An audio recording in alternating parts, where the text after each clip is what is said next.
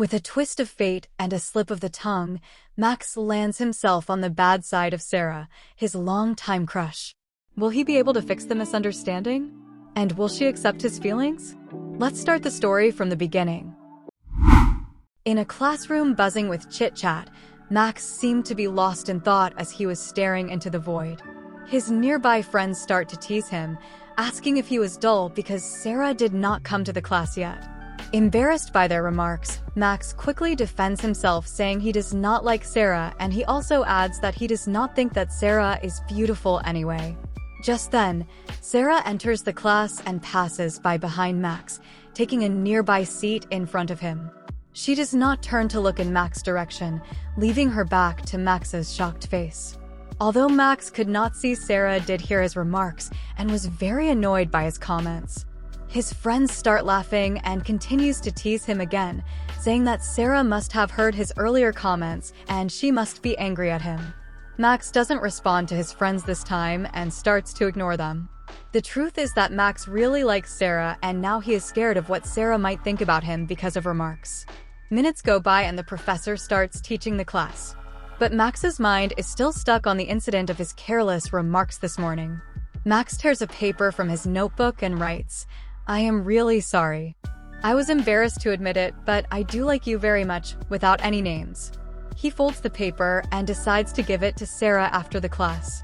During the break time, Max was still very embarrassed to give the letter directly to Sarah.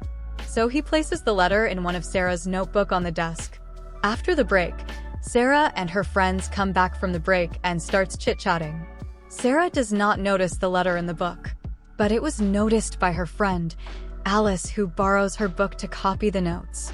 Alice immediately asks Sarah about the note and who it is from and all the lovely details.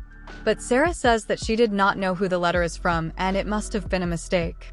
Alice drops the matter after pestering for the details for some time, but not getting any real answer from Sarah. Once Alice leaves her alone, Sarah glances at the paper on her desk again, and a tiny smile escapes from her lips. Sarah knows that the letter must have come from Max. She did hear Max calling her ugly in the morning, but she had ignored him. They were not that close and rarely spoke with each other.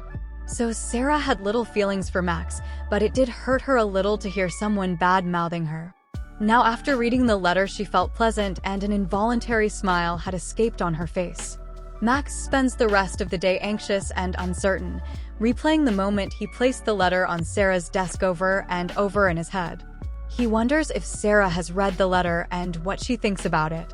Max decides he must find a way to talk to Sarah directly, feeling that leaving things unresolved would be worse than any potential embarrassment.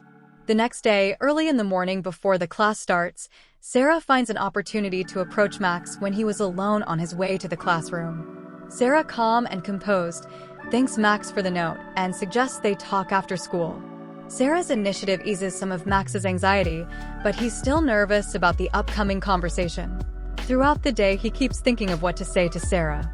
Once he meets Sarah in the evening, Max quickly apologizes again for his earlier comments, confesses that he really likes her, and asks her to go on a date with him. Sarah smiles warmly and says that he is only confessing now because of his friends' teasing, and besides, they don't really know much about each other. Seeing the lifeless expression on Max's face, she adds that we can still be friends and get to know each other more before deciding the next steps in the future. Hearing these final words, Max felt his heart beating wildly and gets excited again by the opportunity to be close to Sarah and agrees with her. The next day, once the classes are over, Max immediately goes to Sarah's desk and asks if she would like to go to the library together, shocking his friends who used to tease Max. And Sarah agrees to Max's suggestion, to the surprise of Alice, her best friend. And amidst the shocked gazes of their friends, Max and Sarah goes off through the hallway chatting with each other.